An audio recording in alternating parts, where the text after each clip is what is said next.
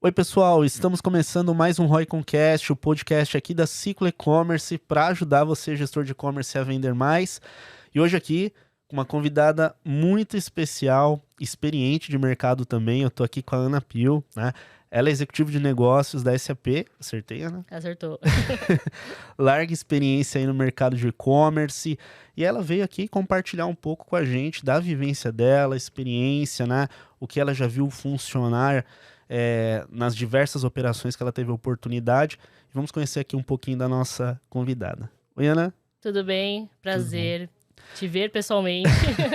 A gente se falou por WhatsApp ali, por Isso, LinkedIn. acompanho bastante tempo, eu ouço os podcasts de vocês e tô feliz pelo convite. Bom, me apresentando aqui um pouco, eu sou a Ana Pio, eu completei 18 anos de carreira no ano passado. Que Desses legal. 18 anos, eu sou uma profissional de e-commerce, né, antes de qualquer coisa. Durante 10 anos eu fiz a implantação, escala e gestão de e-commerces B2C, SMB. Eu queria realmente ali pegar aquela tração, né, de você subir um pequeno, um médio. Depois eu recebi um desafio que era para ir implantar um portal B2B. Até hoje a gente não fala nem e-commerce B2B, é portal, né, conceito de portal B2B. Foi um imenso desafio, acho que é o desafio que eu mais gostei até. A minha especialidade é e-commerce B2B. Fiquei 4 anos nesse negócio digital B2B. Fui convidada para implantar um D2C do zero. Achei que o desafio era B2B, até conhecer um D2C, né? Da indústria aí, direto ali, vender para o consumidor final. E fiquei 2 anos em Joinville, uma multinacional suíça, em 40 países, montar o primeiro D2C de artigos de luxo, kitchen system de luxo.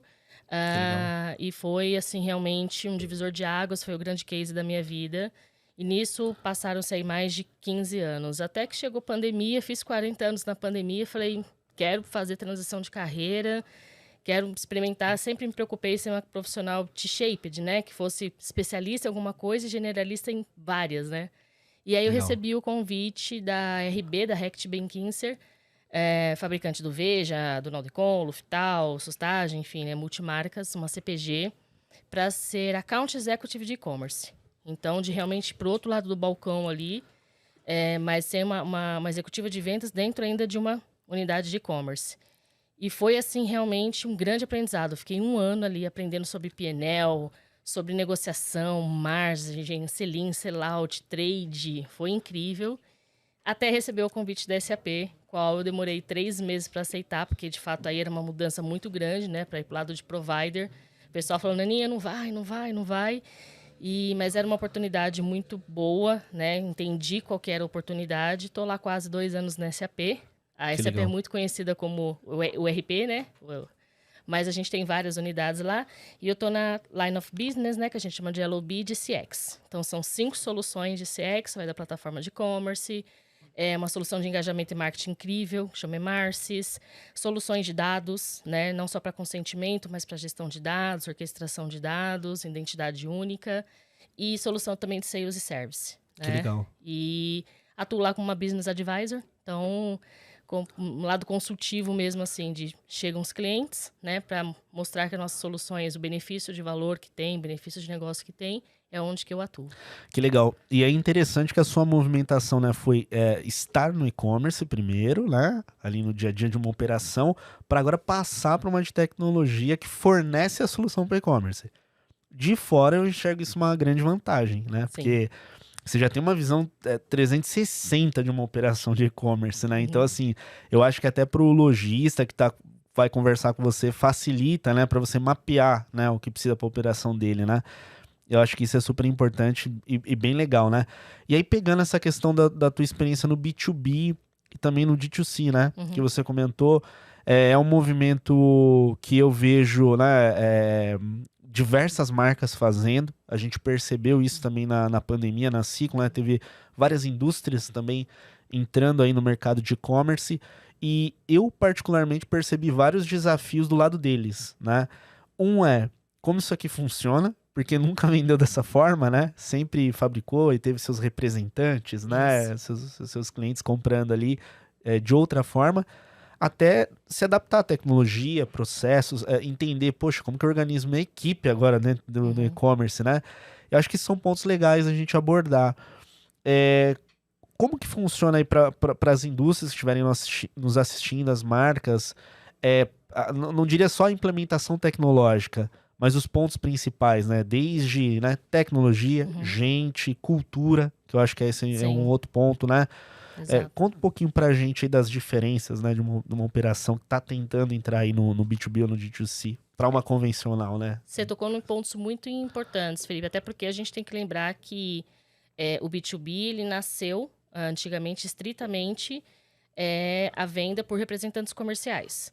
Depois a venda por telemarketing ou televendas, né, que seria uma força de vendas interna. Depois evoluiu para o EDI, né? A gente tem uma solução muito conhecida hoje que funciona como um hub, como uma Neogrid, né? Então, esse EDI é como se fosse um pré-commerce, né? Então, você passa um pedido que depois chega implantado lá no sistema de pedidos do cliente, né? Perfeito. É uma troca de dados. E até então que veio o e-commerce B2B, como eu te falei, o B2B até hoje, os negócios B2B chamam de portal B2B. Porque no conceito do B2B não é um e-commerce só transacional, como a gente vê no B2C, de venda de produtos. Na cabeça do B2B, estão certos, o portal assim, ele resolve todos os problemas dele ali. Então, ele pega uma segunda via de nota fiscal, ele baixa um boleto, ele abre um ticket para reclamar de uma qualidade, de um produto que chegou avariado. É um conceito realmente de resolver todos os problemas dele ali, né? Só que nesse caminho todo, ainda continuam os representantes comerciais, ainda continua o televendas, ainda tem o modelo EDI e então o portal e-commerce, né? Perfeito. E como você bem falou, eu ouço falar de que o B2B todo vai para o e-commerce há muitos anos. Teve aceleração digital na pandemia, tanto para o B2C quanto para o B2B também. Só que a gente sempre tem que lembrar dos 4 pilares, que antes era 3, agora é 4 pilares de sustentação de qualquer negócio digital. Pessoas, processos, tecnologia e agora dados. Perfeito. A gente não falava tanto de dados, né? Mas agora a gente tem o dados como um pilar muito importante. O que eu vejo, Felipe, muito assim, é que os processos, eles sofrem grandes transformações quando você, obviamente, coloca uma solução digital, né? E as pessoas são agarradas a processos. Nós todos somos agarrados a processos, né? Então, quando você entra com uma solução digital, um canal digital, você tem que inserir as pessoas dentro dessa estratégia para que não seja uma coisa top-down. Vai ter um canal e-commerce, vai ter um portal e-commerce, que aí você vai arranjar um monte de detrator. Né? Você tem que vender primeiro ali a solução internamente para os seus clientes internos, que é a sua equipe de trabalho, seja o financeiro, seja o TI, seja o marketing, seja a força de vendas, para depois você fazer a revisão de processos, porque a tecnologia é só um habilitador, né? Ele habilita os processos para que as pessoas trabalhem melhor. Perfeito. E aí os dados, a gente sabe, né? O que traz o crescimento para as empresas. Tem uma máxima na Amazon, por exemplo, que eles não começam nenhuma reunião sem um dado na mesa. Então, tem que ter sempre ali uma solução que te traga dados, que te traga realmente ali as métricas, os números, e é muito difícil metrificar B2B, tá? Métricas de B2B são bem diferentes de B2C, por exemplo. Mas você tendo esses 4 pilares muito bem estruturados, né? E você saber que a cultura que vem das pessoas vai viabilizar os processos, e aí sim a tecnologia vai entrar só como um habilitador mesmo. Não, com certeza. De uma operação B2B, o que eu vejo de muita vantagem quando ela já está um pouco mais sólida é a capacidade de fidelização que ela tem versus B2C, né? Sim. Não que não tenha, né, uma fidelização de clientes no B2C. É que no B2C ele é mais sensível a trocar de empresa, marca que ele vai comprar, né? Você, né, bate o olho ali na oferta, você vai pesquisando. Agora no B2B, dependendo das condições que ele ganha, né, para aquela compra com maior volume, eu vejo que a fidelização é maior, né? Aí vejo alguns desafios. Aí eu queria que você trouxesse sua visão também na parte de tecnologia, ou como que isso facilitaria a vida. De adaptação também do cliente, né? Por quê?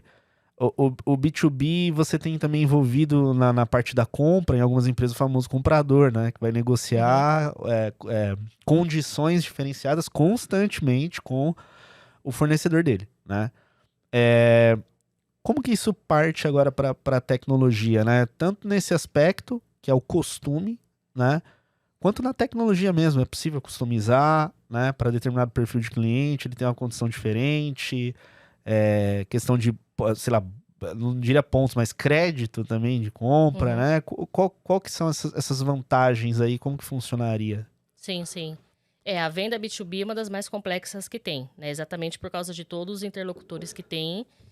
O ponto central é o comprador, né? Mas são várias condições comerciais negociadas, são verbas, né? Não só a condição de pagamento, mas as verbas ali de como eu compro de você, faço o selim, mas você vai ter que me ajudar no sellout, né? Me dando condição, me dando verba para colocar um desconto lá na ponta, para fazer um kit, para fazer um combo, enfim, né? E o que eu venho vendo, né, nesse tempo, como que a tecnologia tem ajudado é exatamente a fazer um ambiente amigável para quem está lá no campo, para quem está na ponta, que é o vendedor. Então, desde customizar uma tela de back-office, de geração de cupom, de uma forma de 3 cliques, um vendedor ali em campo ou no telefone, ele conseguir gerar um cupom ali na hora, um cupom que não tenha, sabe? Que já não exista ali no painel, né? Ele gerar um cupom para ele conseguir dar uma condição comercial ali, um desconto, que aí vai entrar no workflow de aprovação ou não, depende da política comercial do B2B. Mas eu vejo que cada vez mais pedem esse tipo de customização. Para essa fidelização, que sim, acontece bastante no B2B. O que a gente não pode esquecer é que, assim, tá vindo essas novas gerações. Essa geração Z, por exemplo, ela já vem nessa de ser... ela não tá muito... A geração Z, que é natural, caminho natural, né, Felipe? Então, assim, as nossas gerações vão ficando mais senior, ocupando outros postos, e os jovens vêm ocupando os seus postos até que, né, os compradores começam a ficar mais jovens também. E a mentalidade deles não é mais de conexão, de relacionamento. A geração Z, ela é mais de experimentação.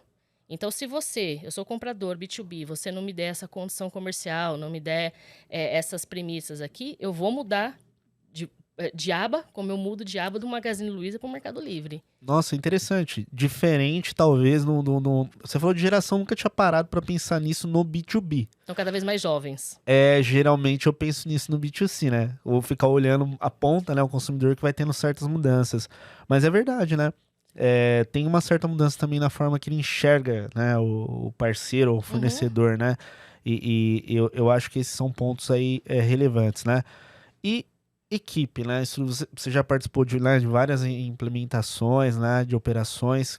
Queria que você comentasse um pouquinho desses projetos. E essa questão de equipe interna. Como que você enxerga o organizacional, né? Se você fosse construindo, né? Por bloquinhos.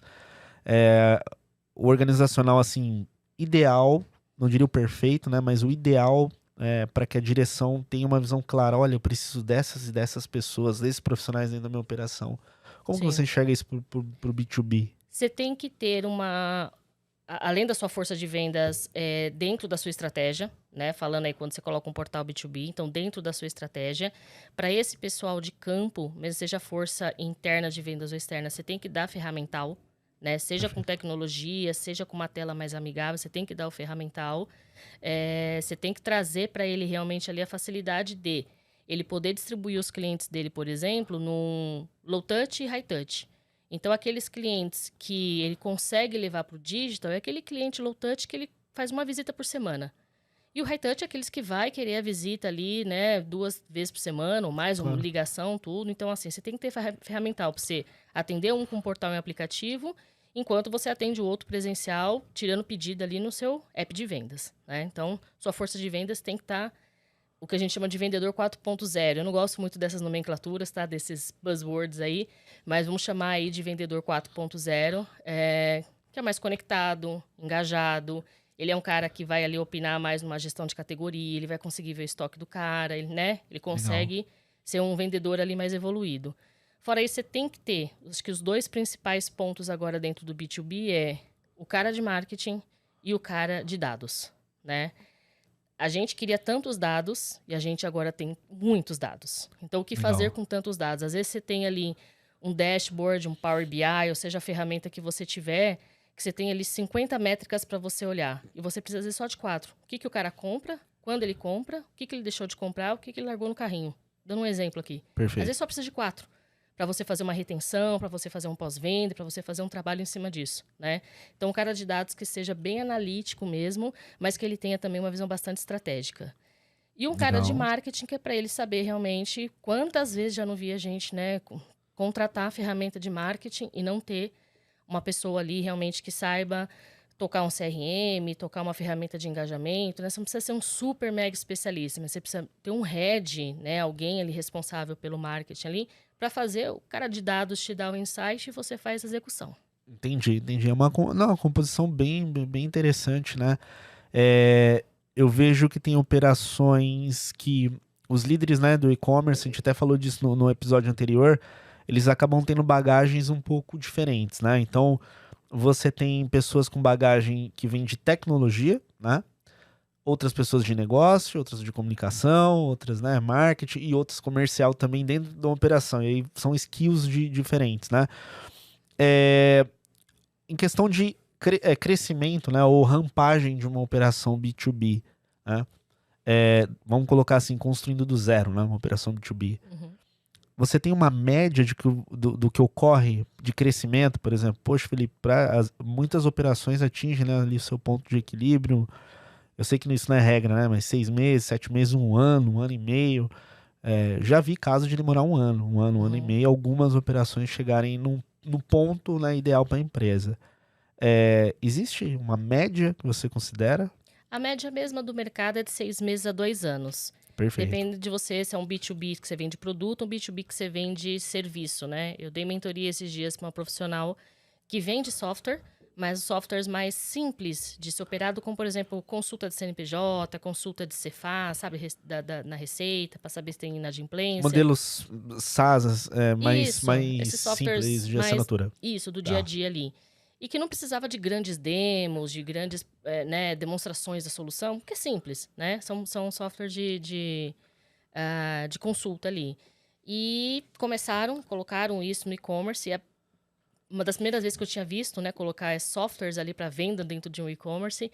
Atendi uma também que vende aqueles selos de você ser sustentável, selos verdes, né? Legal. E que estavam operando super bem. Só que estavam naquele começo ali dos primeiros 3 meses sem muita adoção. Porque a métrica do B2B, diferente do B2B, B2C a gente quer o quê? Tráfego. Uma das métricas, né? Certo. Tráfego ou conversão. Conversão e retenção, né? No B2B é a adoção. Né? Então, você quer que você tem 30 mil clientes, que X mil deles adotem a nova tecnologia. Exatamente, né? Então, troca para adoção, que é você ter seus clientes internos e os seus vendedores também utilizando aquela ferramenta. Então, o crescimento aí varia de 6 meses a 2 anos, dependendo da maturidade que a operação já tem. Só que tem um ponto muito importante, Felipe, que eu sou professora na SPM, na ComSchool também, Legal. de e-commerce B2B e de B2C. E um ponto que eu falo que é muito importante é: não pensem que vocês vão colocar o portal B2B e que vocês vão ter 100% de adoção. Que vocês vão conseguir que seja 30% da receita desse B2B vai vir do e-commerce, porque isso é coisa de B2C de uma grandíssima player, né? O modelo B2B, eu falo para eles, é ainda no fio do bigode. É ainda o modelo do vendedor, né? O que você tem que fazer é treinar seu vendedor, é trazer ele para dentro, para fazer com que ele use e ele ensine os clientes dele a usar o portal. Que legal. E aí entra no mais um ponto que eu acho que é um desafio, né? Que é você também conseguir, não diria convencer, mas fazer sua equipe de vendas entender que o e-commerce não vai ser um concorrente dele, né? Exatamente. Dentro da operação. E aí, como que isso pode ser feito, né? Porque vamos pegar uma operação aí que já funciona há 20 anos, né? Com a área de vendas ali, fazendo venda de produto, né, via telefone, negociando. Agora para a área comercial mesmo, que estiver ouvindo a gente, né? Como que é essa, não só a tecnologia, o site em si, né? O e-commerce, se ele pode ajudar esses vendedores no dia a dia, na sua visão? Você consegue convencer, né? Ou educar, né? Ou, enfim, mostrar para o seu vendedor ali os benefícios que ele vai ter com essa ferramenta de duas maneiras. Tem um ponto bem sensível. Todos nós trabalhamos por dinheiro e depois por propósito, né? Perfeito. O vendedor também ele é movido a comissão. Eu já atendi players B2B que eles, no modelo normal, era 3% de comissão e no portal 1,5% de comissão, porque ele não vai ter o trabalho, o cara é autoatendimento, é self-service, o vendedor, o comprador, no caso, né, entra ali, faz o pedido dele, o vendedor nem tem atuação. Na minha visão, você está criando um atrito, né? Você está criando um atrito. Então, você tem que ter uma política comercial de comissionamento muito clara, Então, se é 3%, é 3%. Se é 1,5%, 2%, que você justifique o porquê disso. E já atendi também outro cliente B2B que ele falou, depois que eu tirei a comissão, os vendedores eles começaram a dar um atendimento até melhor, porque não ficava naquela correria de quantidade de vendas para gerar mais comissão e mais qualidade de tempo, né? Mas isso vai muito do que você vende. Se você vende um CPG, um produto, um bem de consumo, não tem por que também a sua venda demorar, que nem eu, para vender tecnologia demora às vezes 1 ano, né? É uma venda longa. Se você vende bens de consumo ali, você vende de giro rápido, não tem por que também você perder muito tempo com cada venda. Quanto mais você conseguir até jogar, né, esse cliente para ele para o portal B2B, melhora a sua gestão de tempo, melhora a sua gestão de carteira, melhora a sua gestão de roteirização. Então, acho que quando você mostra esse benefício para o vendedor, olha, você vai conseguir gerir melhor a sua carteira, seu tempo, prospectar, porque aí você sobra um dia, talvez, né? Ou 4 horas na semana para você prospectar. Então, traz seus clientes. Tem mais dados para isso, né? Para apoiar esse vendedor, exato, né? Eu acho que esse é um ponto mega relevante. Ele ter dados, ferramentas, aquilo, né? Eu vejo que na área de vendas, hoje em dia, né? Tem tanta tecnologia boa para ajudar a otimizar o processo, né? Uhum. Então, poxa, se o vendedor ele consegue gastar a maior parte do tempo dele, mesmo no e-commerce, né? Atendendo bem o cliente e a ferramenta automatizando alguns processos, isso aí muda muito do que ele gastar a maior parte do tempo dele, né, no ferramental ali, no manual, tentando fazer algo, né? Exato. Ele consegue chegar no seu José, eu vi que o senhor não renovou esse contrato, ou tá para vencer, ou o senhor fez esse pedido aqui, mas não colocou esses itens, que tal esses agora que eu tô com uma condição melhor, né? Você consegue extrair tudo isso dentro de um portal de e-commerce. Legal. Aí entrando um pouquinho agora em histórico de sucesso, né? Que eu acho que esse é legal de a gente puxar também. A gente sabe que alguns segmentos de mercado, eles, se a gente fizer uma pesquisa, eles ainda estão adotando, né, o canal, aprendendo, né? Mas eu acredito que você tem uma visão também muito de segmentos que deram muito bom, né? Você poderia compartilhar, por exemplo, na sua visão, 4, 5, 6, o que for, né? De segmentos de mercado que, assim, você enxerga, poxa, esse segmento, Felipe, se ele, né, B2B, né? Se ele entra como operação B2B, dá muito bom, eu digo em probabilidade, né? Por conta de outras contas, marcas que já fazem isso. Você tem uma visão dessa? Segmentos? O grocery, ou food, né? A gente tem um exemplo muito bom que eu sempre estou olhando ali, que é o Compra Agora, que era da Unilever, que ele juntou no marketplace ali vários fabricantes para que os distribuidores, os compradores comprassem, né, no portal B2B do Compra Agora, por exemplo. Tanto é que cresceram tanto que eles se apartaram da Unilever, né? Ficaram realmente um CNPJ independente. Perfeito. Então, essa parte de food, de grocery mesmo. O próprio CPG em si, a CPG é muito grande, né? Que são os bens de consumo. Mas dentro de CPG, por exemplo, a área de material de construção. O Matcom, ele dá muito certo no B2B. O retail também, né? Então, o retail fashion, às vezes estão assim, compra de calçados, de roupas no B2B também, ele tem um caminho bacana aí para seguir. E o pharma. Que legal. O health também, assim, então você vê muita indústria ou muitos distribuidores, por exemplo, de medicamentos, né, de pharma, que vão super bem no B2B também. Olha que legal, hein, pessoal? Se estiverem assistindo, já tem uma dica clara da Ana dos segmentos aí que já meio que validados, né? Que bacana. É comum também numa operação B2B. Olha que pergunta talvez um pouco diferente. Vou tentar comparar com o B2C, né? Chega uma dada hora que uma marca, um e-commerce, cresce tanto que ele chega num ponto que ele fala, poxa, agora eu vou ter que virar um marketplace. Sim. Aí muda toda a estrutura, né? Já não é mais só os produtos próprios, estoque próprio. B2B também é possível? Também. De certa forma, funciona legal? Ou é algo muito novo que algumas estão testando? É ainda novo. Não vejo muitos ainda nesse conceito de marketplace né? Mas eu vi, por exemplo, assim, uma indústria automotiva, mas não exatamente, ela não fabrica as peças, né? Ela faz a parte de serviço automotivo, de aluguel, de carro, né? Outros serviços automotivos.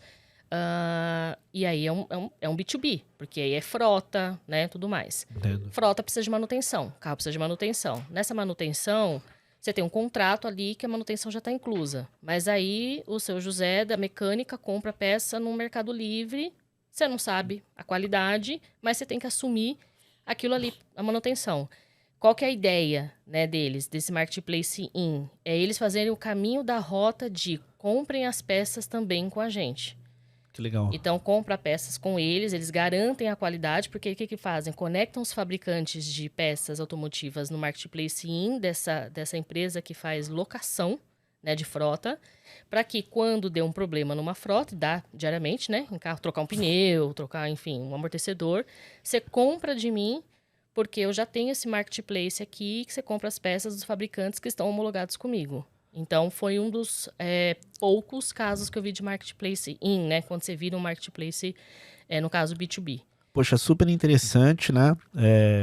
Pro B2B, né? Geralmente eu vejo muito disso no B2C, né? Chega num patamar e começa a vir a ideia, né? E se eu fizesse isso? É engraçado que várias já fizeram, né? É verdade. No B2C várias fizeram, mas chega esse momento, né?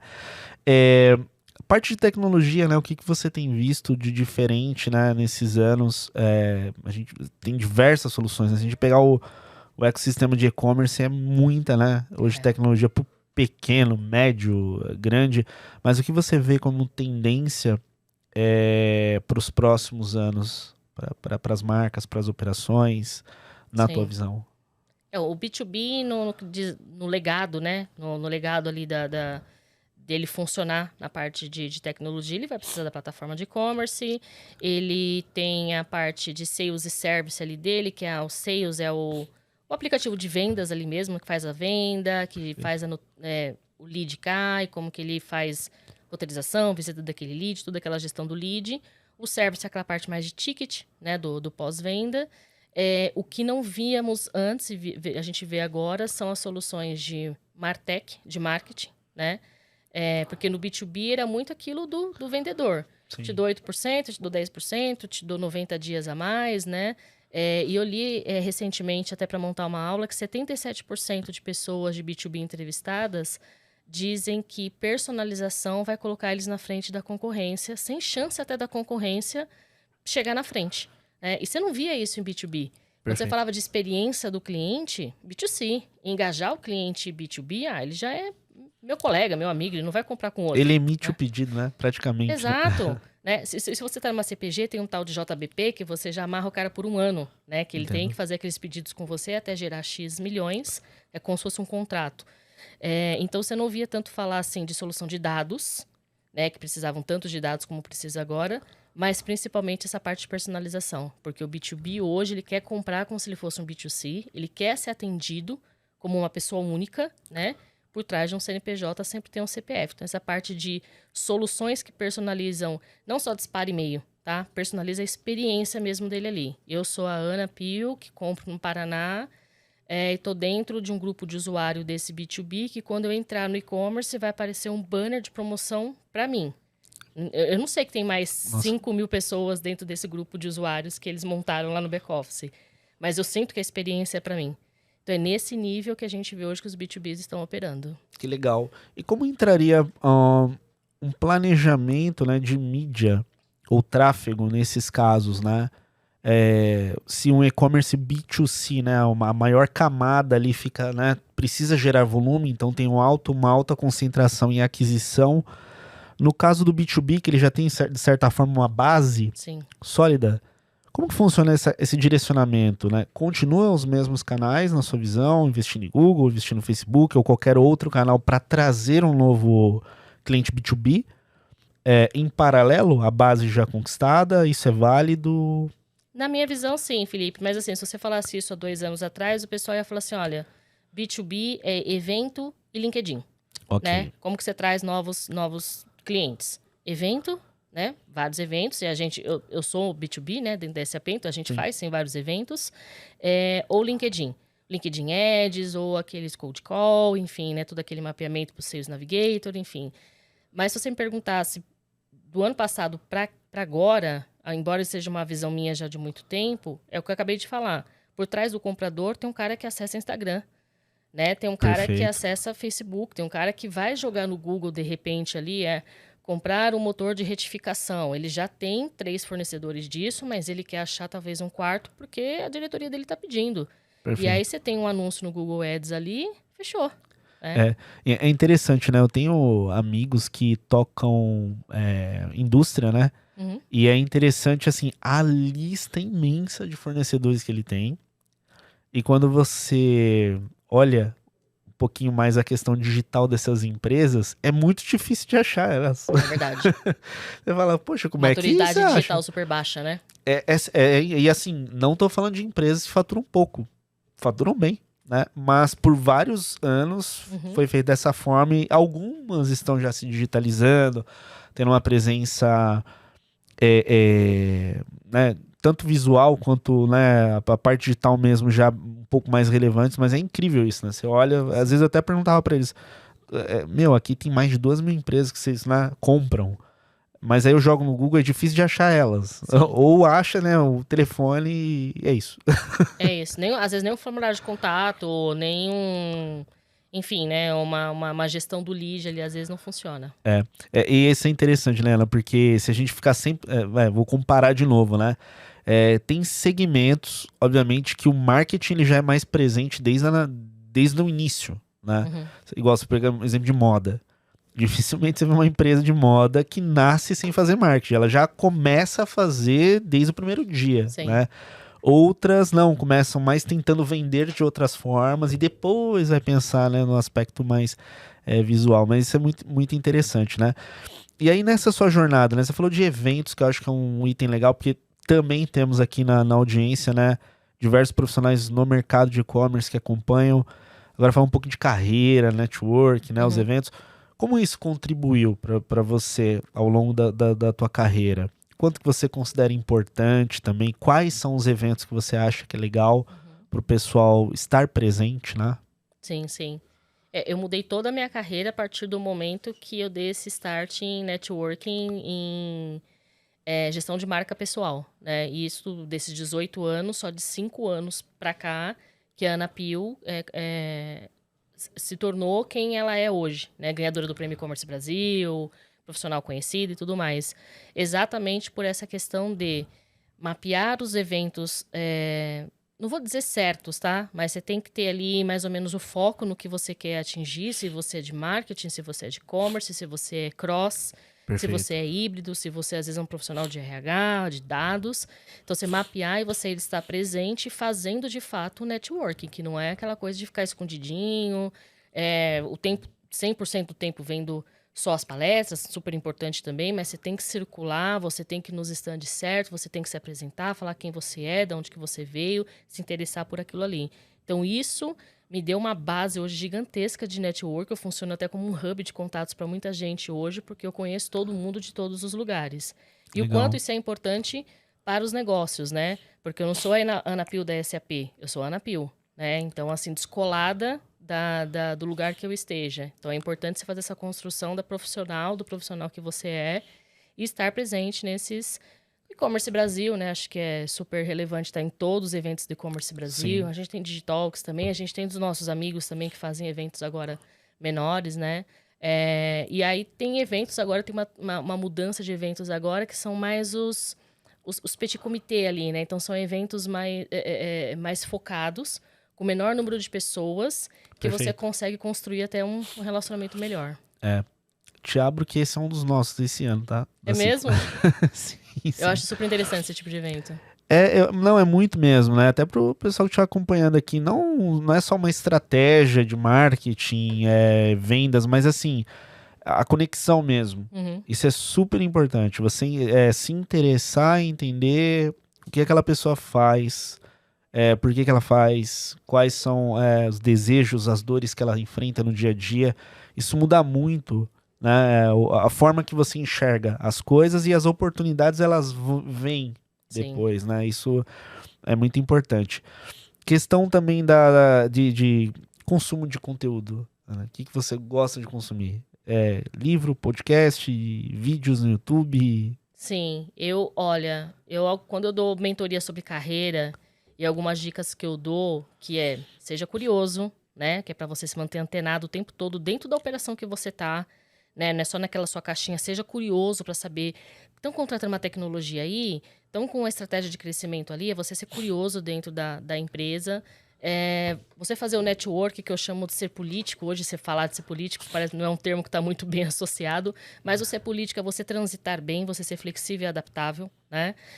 E o terceiro ponto é você tá sempre lendo alguma coisa. Eu tiro 2 horas por dia para ler sobre o nosso mercado, de e-commerce, de digital, de marketing, e ler portais. Neofeed, E-commerce Brasil, Meio Mensagem, tudo. Perfeito. Até uma Infomoney, todos os portais, ler sobre o mercado. Eu tenho até uma iniciativa interna na SAP que chama PodCX, que aí eu gravo um áudio e faço um PDF para falar para o pessoal interno mesmo da SAP o que está acontecendo, né? Eles não têm muito tempo, então uma vez por semana eu gero esse conteúdo para eles.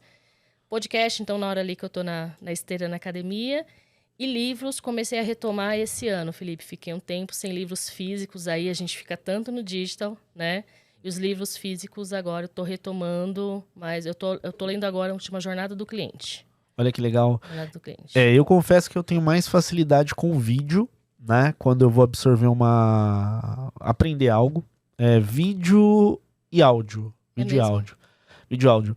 Gosto de ler, não sou aquele fanático, né? Quando eu falo fanático, assim, tem gente que lê bastante mesmo. 3, 4, 5 livros no mês, né? Mas eu sempre tenho um ali que eu puxo, né? Eu acho que é importante essa atualização, independente da área que a pessoa esteja, né? Sim. Para se atualizar, isso é super, super relevante. E você sempre ter conversas atuais, conectadas com os clientes, com os seus colegas. Então, se te falarem de um assunto até aleatório ou sobre a economia ou sobre o que aconteceu naquele grande player, você saber o que está acontecendo, né? E sempre que eu compro um livro ou vejo algum conteúdo, como a gente tem bastante tempo de mercado, a gente fica às vezes assim, será que vai ser mais do mesmo? Né? Será que eu já não aprendi isso? Quando eu comprei esse livro Jornada do Cliente eu comecei a folhear ali e falei, bom, eu já conheço os principais conceitos, mas eu comecei a ver outras visões, como, por exemplo, assim, foco no cliente e foco do cliente. Nunca tinha parado para pensar nisso. Foco no cliente, que todo mundo agora fala customer centric, né? Como eu já falei, eu não gosto dessas buzzwords aí, mas assim, vem a NRF e aí fala, agora é policanalidade. Pô, é a mesma omnicanalidade, né? Omni-fulfillment. Pô, isso já existe, né? Então, vamos trazer agora execução e aplicabilidade. E lendo esse livro, eu falei, realmente, foco no cliente, toda empresa sempre teve. Você gera o seu brand, você gera o seu reconhecimento de marca, aí você joga as pessoas no funil, você converte, depois você fica se matando para fazer retenção e pós-venda. Foco no cliente, todo mundo sempre teve. Agora, quem para e pensa no foco do cliente? Qual é a percepção do cliente em relação ao seu produto, ao seu serviço, né? Onde está o foco do cliente? E aí, onde que você aplica isso dentro da sua empresa? Se você parar para pensar, são visões diferentes. Não, com certeza, né? Eu acho que você entender talvez é isso que você queira dizer, né? Para onde ele quer ir, o que ele está desejando alcançar, o que ele está enxergando como barreira e tentar adaptar soluções para isso, né? Exatamente, é o foco do cliente, né? E não só a sua visão de você empurrar teu produto e serviço, né? Tem um instituto que chama XM, ele é da Qualtrics. Qualtrics é uma ferramenta nossa também, e eles têm um instituto que gera muita coisa sobre CX, XM, enfim, né? E eles escolheram esse ano uma palavra, todo ano eles escolhem um termo para falar sobre. O ano passado o termo foi agilidade, porque a gente estava saindo da pandemia, a gente precisava acelerar a coisa, né? Colocar agilidade ali, né? Fazer mais com menos. E esse ano eles escolheram o termo empatia. E você fala empatia nos negócios, parece soar estranho, né? Mas empatia é o básico comum, Felipe. Como que o seu cliente se sente em relação ao teu produto e serviço? Você se colocar no lugar do seu cliente, né? Você entrar numa drogaria, por exemplo, você não tem que ficar procurando um analgésico. Você não tem que pegar e chamar um atendente para isso. Tem que estar fácil, né? Então, você se colocar no lugar do cliente para você, de fato, ali aplicar a experiência para ele. Lembrando que a experiência do cliente é sempre na percepção do cliente. E não a sua nota de NPS, por exemplo. Não, perfeito. Eu acho válido essa visão de se colocar no lugar, porque aí você consegue ao menos... porque é aquilo que você estava comentando, né? É um pouco do teu papel lá na SAP em trazer um pouco da visão de dentro da operação. Às vezes você fica tão encantado com aquilo que você faz, ou como você é, né? Então, poxa, será que acho que isso aqui tá bom o suficiente, né? Poxa, Exato. por que estão reclamando? Uhum. Aí se a gente parar pra respirar e pensar, não, mas deixa eu tentar enxergar como a outra pessoa tá falando, né? Você vai perceber que realmente não tá tão 100% assim como a Sim, gente acha, né? sim. E aí... Você quer aplicar, às vezes, a mesma fórmula de sucesso para todos os clientes. Aham. Deu certo com o seu cliente A, você fala, não, vamos, pessoal, ganhamos esse cliente B aqui, a gente vai aplicar a mesma metodologia. E não funciona. Olha, esse é um ponto muito legal de falar. Eu tenho muita... desses, 9 anos, né? Muita experiência prática nessa questão que você falou.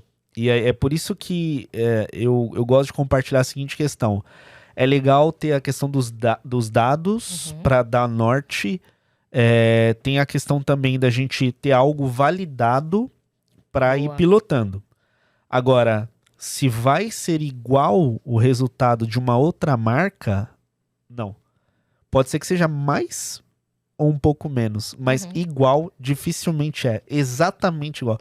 E eu vejo que existe até uma dificuldade, né? Às vezes as pessoas acreditam que vai ser exatamente igual, né?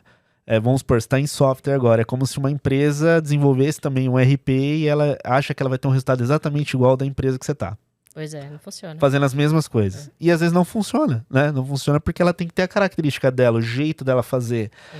Mesma coisa na operação. E uma marca, né, de varejo, né? Tem a questão de, poxa, como a gente faz? Do nosso jeito que se destaca do nosso modelo, né? E eu vi isso na prática com muitas operações que você vê, você fala, poxa, essa performou muito. A outra é igualzinha. Mesmo De segmento, mercado. né? Mesmo produto. Não muda muita coisa, né? Sim. E ela não performa tanto quanto essa. E existe o inverso. Nossa, essa nova que a gente nem imaginava, ela tá performando muito mais que uma outra. Uhum. Existe isso, né? Sim.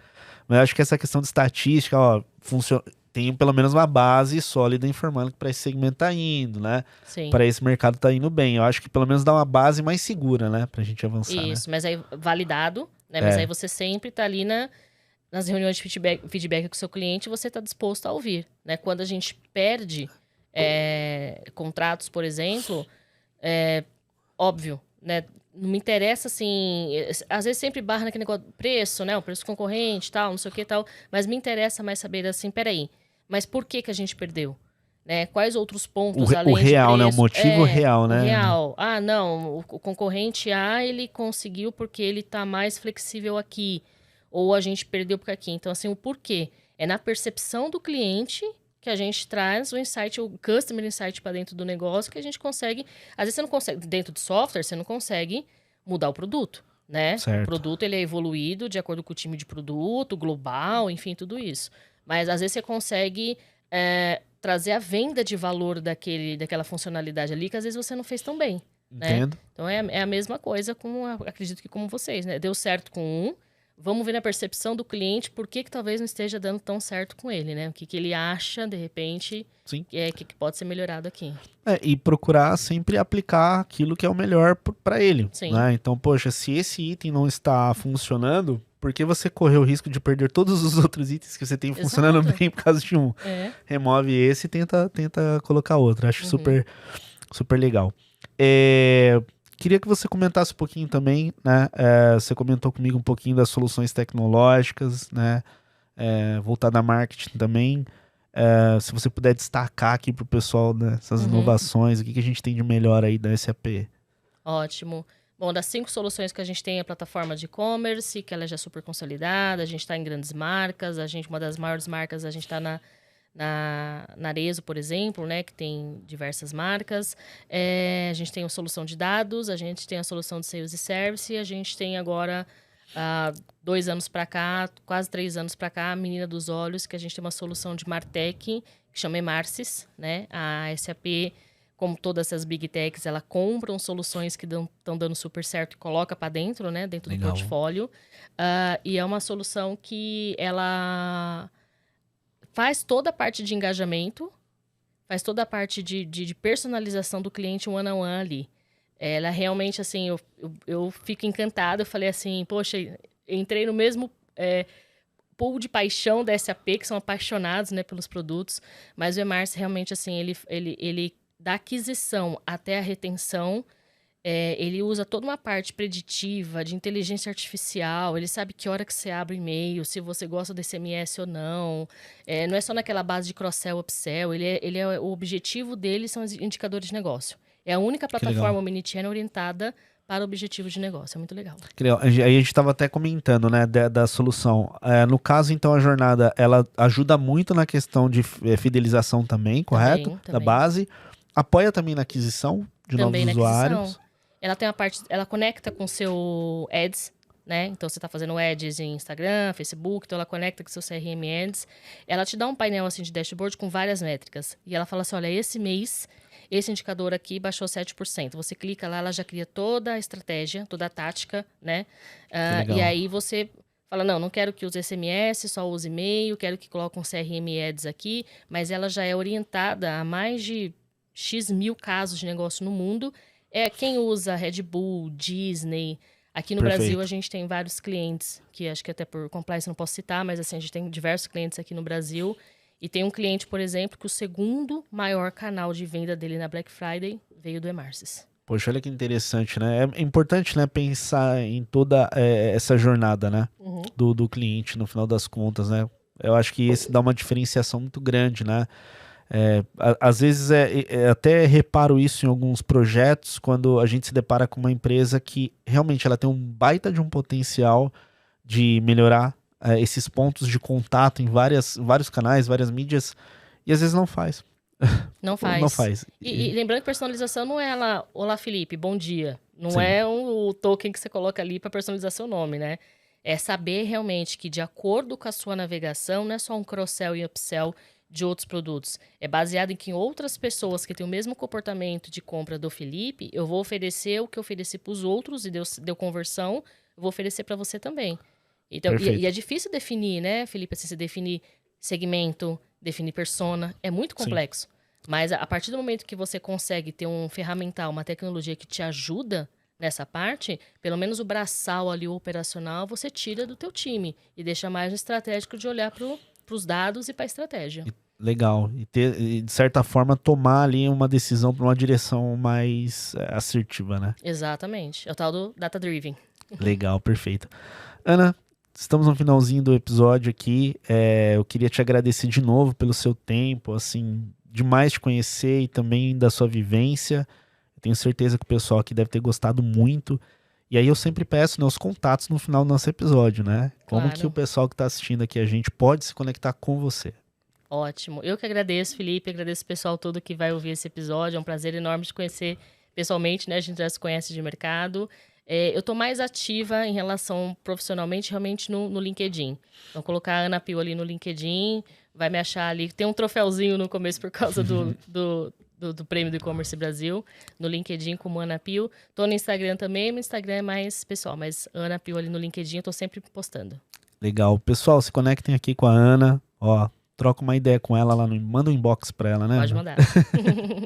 Bom, se você gostou desse conteúdo, né, não esquece de se inscrever aqui no canal, deixa teu like, comenta e compartilha aí com mais pessoas que você acredita que possa dar ajuda, né, essas informações do nosso mercado. E como sempre, eu te desejo muito sucesso, um grande abraço e boas vendas.